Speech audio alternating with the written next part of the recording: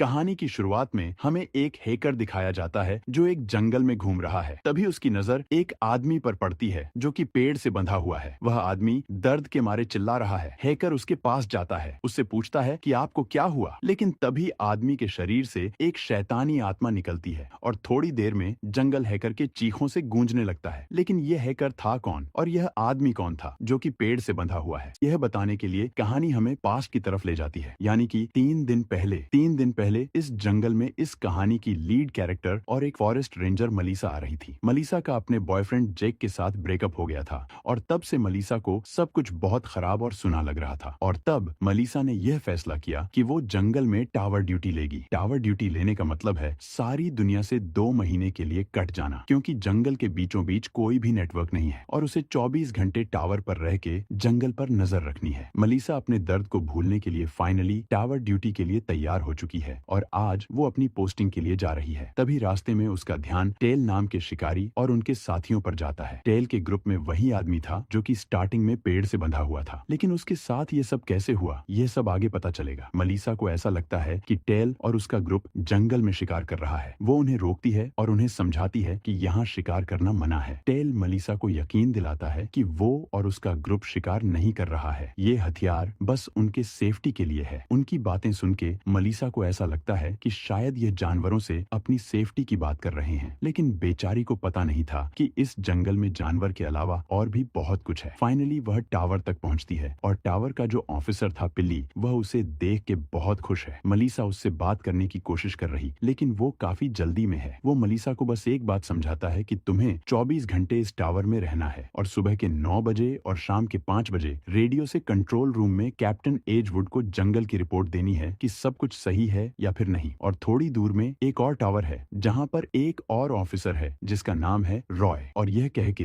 पिली वहां से जा रहा है। मलीसा को समझ में नहीं आ रहा कि इसे किस बात की जल्दी है और जाते जाते पिली मलीसा को समझाता है कि इस जंगल में जानवरों के अलावा और भी बहुत कुछ खतरनाक है, याद रखना किसी पर भरोसा मत करना। और फिर पिली वहां से चला जाता है। मलीसा को समझ में नहीं आता किसने ऐसा क्यों कहा, आखिर इस जंगल में ऐसा है क्या। खैर छोड़िए, आज मलीसा की पोस्टिंग का पहला दिन है और आज ही मलीसा को लेट हो चुका है। वो कैप्टन एजवुड से बात करती है और कैप्टन उसे समझाते हैं कि आज तो तुम्हारी पहली गलती थी, इसलिए मैंने माफ कर दिया, लेकिन आइंदा मैं ऐसा नहीं करूंगा। मलीसा कैप्टन की बात समझ जाती है। वो उन्हें पहली रिपोर्ट देती है कि जंगल में सब कुछ ठीक लग रहा है और उसके बाद अगली रिपोर्ट का टाइम है शाम के 5 बजे। अब मलीसा इस पूरे जंगल में अकेली है। वह अपने सामान को सेटअप कर रही है और मलीसा को अपने बॉयफ्रेंड की भी बहुत याद आ रही है। शाम होता है और शाम में मलीसा कैप्टन को एक बार फिर से सारी रिपोर्ट दे देती है और अब वो इस पूरे जंगल में अकेले हैं। तभी उसके रेडियो में रॉय का मैसेज आता है। रॉय उसे बताता है कि मैं सामने के टावर में ही हूँ, हम दोनों इस जंगल में टावर ड्यूटी पे आए। मैं तो यहाँ पर इसलिए आया हूँ क्योंकि मेरे घर की कुछ पर्सनल प्रॉब्लम है, लेकिन तुम्हारी क्या प्रॉब्लम है, तुमने इस टावर ड्यूटी को क्यों चुना। मलीसा रॉय से बात करके काफी खुश है, लेकिन वह रॉय पे इतना यकीन नहीं करती कि उसे सब कुछ बता दे।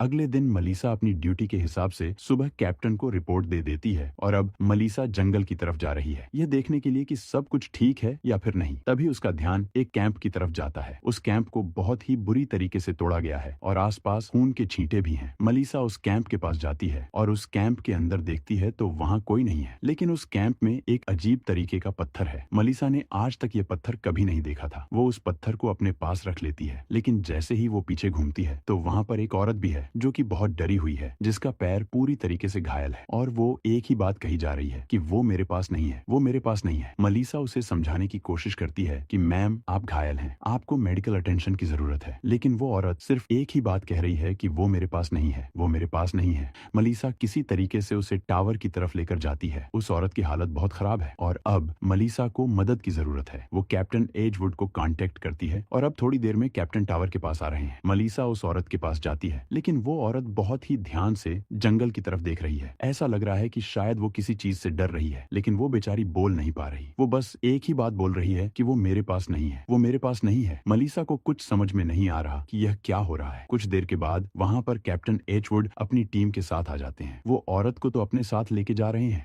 लेकिन साथ ही साथ वो मलीसा को डांट भी रहे हैं कि यह तुम्हारा काम नहीं है कि जंगल में घूमो और इधर उधर जाके हैकर्स को बचाओ। तुम्हारा बस एक ही काम है कि इस टावर में रहो और इस टावर से पूरे जंगल पर नजर रखो। आइंदा अगर तुमने ये काम किया तो मैं तुम्हें सस्पेंड कर दूंगा। मलीसा को यह सब सुन के बहुत बुरा लगता है, लेकिन खैर छोड़िए, उसने उस औरत की जान तो बचा ही ली। रात होती है। एक बार फिर से रॉय का मैसेज आता है। मलीसा रॉय से बात कर रही है। मलीसा रॉय को उस पत्थर के बारे में बताती है, लेकिन रॉय को भी ऐसे पत्थर के बारे में कुछ नहीं पता। धीरे धीरे वक्त बीतता रहता है और मलीसा रॉय से पूछती है कि तुमने मुझे बताया था कि तुम्हारा कोई पर्सनल इशू है, क्या तुम मुझे समझा सकते हो कि तुम इस जंगल में क्यों हो? तब रॉय मलीसा को बताता है कि वह अपनी बीवी से बहुत प्यार करता था, लेकिन कुछ महीनों पहले उसकी बीवी इस दुनिया को छोड़ के चली गई और अब उसे इस दुनिया से कोई लेना देना नहीं है, तो वो इसलिए इस जंगल में आया है और अब बारी मलीसा की है। मलीसा रॉय को बताती है कि उसका ब्रेकअप उसके बॉयफ्रेंड से हो गया और वो अपनी बॉयफ्रेंड की यादों को मिटाने के लिए इस जंगल में आई है। दोनों एक साथ बात करके काफी खुश है, लेकिन जंगल का मौसम धीरे धीरे बिगड़ता जा रहा है। एक तूफान आ रहा है और रेडियो का सिग्नल भी खत्म हो जाता है। मलीसा थक हार के सो जाती है।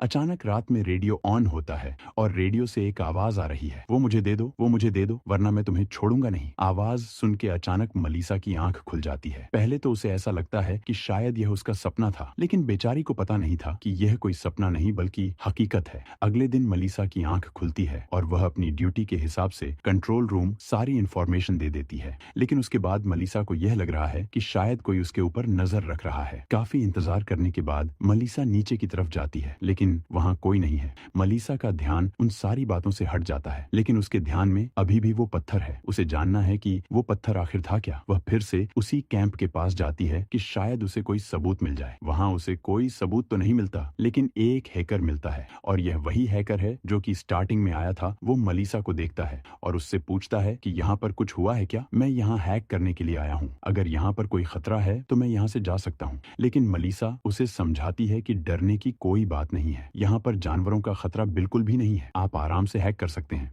और उसके बाद मलीसा टावर की तरफ लौट जाती है। रात होती है और रात में भी मलीसा को ऐसा ही लग रहा है कि शायद एक साया उसके पीछे पड़ा है, कोई उसके ऊपर नजर रख रहा है। मलीसा को बहुत डर लग रहा है। वो रॉय से बात करती है तो रॉय उसे समझाता है कि जंगल है, अकेले टावर में हो तुम, इसलिए यह सारी गलतफहमी हो रही है। मलीसा को भी ऐसा ही लगता है कि शायद यह गलतफहमी। अगले दिन सुबह में मलीसा की आंख खुलती है और यह वही दिन है जब हैकर को वो आदमी मिला था। सुबह की रूटीन के दौरान मलीसा कंट्रोल रूम में रिपोर्ट दे देती है, लेकिन कुछ देर के बाद उसे जंगल से चिल्लाने की आवाज आती है। मलीसा को फिक्र होती है कि आखिरकार जंगल से कौन चीख रहा है, शायद किसी को उसकी मदद की जरूरत है। वह नीचे की तरफ जाती है। वह धीरे धीरे करके जंगल की तरफ बढ़ती जा रही है, लेकिन अचानक उसका पैर एक ट्रैप में फंस जाता है। मलीसा दर्द के मारे चिल्ला रही है। उसे समझ में नहीं आ रहा कि यह ट्रैप यहाँ पर किसने रखा। उसे मदद चाहिए और तभी उसकी आवाज सुन के वो हैकर वहाँ पर आता है। वह उस हैकर को देखती है, लेकिन आज यह हैकर काफी बदला बदला लग रहा है। इसकी आंखें बहुत अजीब लग रही हैं। वो हैकर मलीसा को आजाद करता है और उससे कहता है कि चलो मैं तुम्हें टावर के पास छोड़ देता हूँ। यह बातें सुन के मलीसा को बहुत अजीब लगता है, क्योंकि उसने इस हैकर को अभी तक नहीं बताया था कि वो टावर ड्यूटी पे है। वो उससे पूछती है, तुम्हें कैसे पता कि मैं टावर ड्यूटी पे हूँ? वो हैकर मलीसा को समझाने की कोशिश करता है कि कल तुमने ही बताया था, लेकिन मलीसा को अच्छी तरीके से याद है कि उसने इस हैकर को ऐसा कुछ नहीं बताया। अब धीरे धीरे उसे खतरे का अंदाजा हो रहा है। वो वहाँ से जाने की कोशिश करती है, लेकिन अब वो हैकर उसे जाने नहीं देगा। वो स्प्रे का इस्तेमाल करती है, लेकिन हैकर पे उसका कोई असर नहीं हो रहा। उसे समझ में नहीं आ रहा कि आखिर इसकी आंखों में जलन क्यों नहीं हुई। लेकिन इससे पहले वो हैकर मलीसा को नुकसान पहुंचा पाता, टेल और उसका एक साथी वहां पर आ जाता है। टेल मलीसा को समझाता है कि ये बहुत खतरनाक है, ये कोई इंसान नहीं है, इसके अंदर जंगल के शैतान ने अपना कब्जा किया है। मलीसा को लगता है ये क्या बकवास कर रहा है, ऐसा कैसे हो सकता है, जरूर ये कोई सनकी इंसान है। लेकिन थोड़ी ही देर में मलीसा की गलतफहमी दूर हो जाती है जब वह उस हैकर की ताकत को देखती है जो कि किसी इंसान के अंदर होना नामुमकिन है। वो हैकर पहले टेल के उस साथी को मार देता है, वो भी तड़पा तड़पा के, और टेल और मलीसा वहां से भागने की कोशिश करते हैं। रास्ते में टेल मलीसा को सब कुछ बताता है। क्या अब तुम्हें समझ में आया कि इस जंगल में हम लोग हथियार लेकर क्यों घूमते हैं? इस जंगल में एक आत्मा रहती है, या मैं यूं कहूं कि एक शैतानी आत्मा। वह एक पत्थर के साथ जुड़ी हुई है और जो भी उस पत्थर को उससे अलग करने की कोशिश करता है वो आत्मा सब कुछ बर्बाद कर देती है। कुछ दिनों पहले यहाँ पर एक कैंपर आए थे जिन्होंने उस पत्थर को ले लिया था, और उसके बाद इस आत्मा ने उस कैंपर के पूरे परिवार को मार दिया। सिर्फ एक औरत बची। टेल की बातें सुन के मलीसा को उस औरत के बारे में याद आया जिसे मलीसा ने बचाया था, और अब यह पत्थर मलीसा के पास है। टेल मलीसा को समझाता है कि अगर इस शैतान को वो पत्थर मिल गया तो वह इस जंगल से बाहर निकल जाएगा और उसके बाद पूरी दुनिया को खत्म कर देगा। इस आत्मा को कोई नहीं मार सकता, क्योंकि यह एक शरीर से दूसरी शरीर जाती रहती है। अगर तुम एक शरीर को खत्म करोगे तो उस दूसरे शरीर के ऊपर कब्जा करके जिंदा रहेगी। इसने हमारे साथी स्कटर के ऊपर भी अपना कब्जा कर लिया था। टेल अपने साथी के पास जाता है, उसे छुटाने की कोशिश करने लगता है, लेकिन अब वो हैकर वहां पर आ चुका है। या मैं यूं कहूं कि वो शैतान वो मलीसा से कह रहा है, मैंने तुमसे कहा था ना मेरा पत्थर मुझे वापस कर दो। मलीसा बहुत डर रही है, वो इधर उधर भागने की कोशिश करती है। टेल और उसके साथ ही हैकर को रोकने की कोशिश करते हैं, लेकिन बेचारे इंसान शैतान के सामने कहां टिक पाएंगे। वो शैतान पहले टेल को मारता है और उसके बाद स्कटर को। मौके का फायदा उठा के मलीसा अपने टावर के पास भागती है। किसी तरीके से वो रॉय से कांटेक्ट करती है और रॉय को मदद के लिए बुलाती है। काफी देर हो जाती है, ना तो रॉय वहां आया है ना तो वो शैतान, लेकिन कुछ देर के बाद वहां रॉय आ जाता है। मलीसा को लगता है कि शायद सब ठीक हो चुका है, लेकिन अब फाइनली वो शैतान भी वहां आ चुका है। वो रॉय को टावर से नीचे फेंक देता है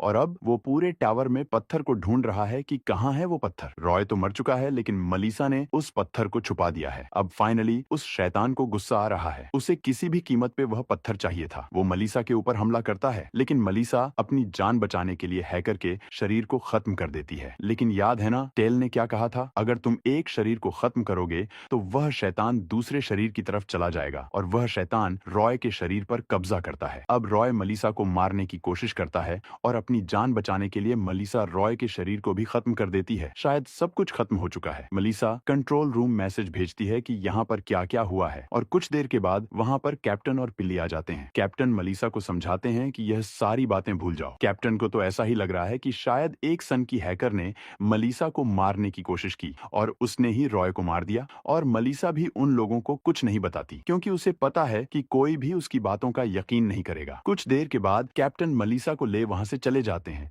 और एक बार फिर से पिली टावर ड्यूटी में लग जाता है। मलीसा को पता नहीं था कि वो यह सब कब भूलेगी। कहानी हमें टावर की तरफ एक बार फिर से लेके जाती है और अब उस शैतान ने पिली के शरीर पर कब्जा कर लिया है और फाइनली उस शैतान को वो पत्थर मिल जाता है। अब वो शैतान इस जंगल से बाहर निकलेगा सबको खत्म करने के लिए, इस दुनिया को तबाह करने के लिए। और ये कहानी यहीं पर खत्म हो जाती है। कहानी कैसी लगी मुझे कमेंट करके जरूर बताइए। तो मिलते हैं अब हमारी नेक्स्ट वीडियो में।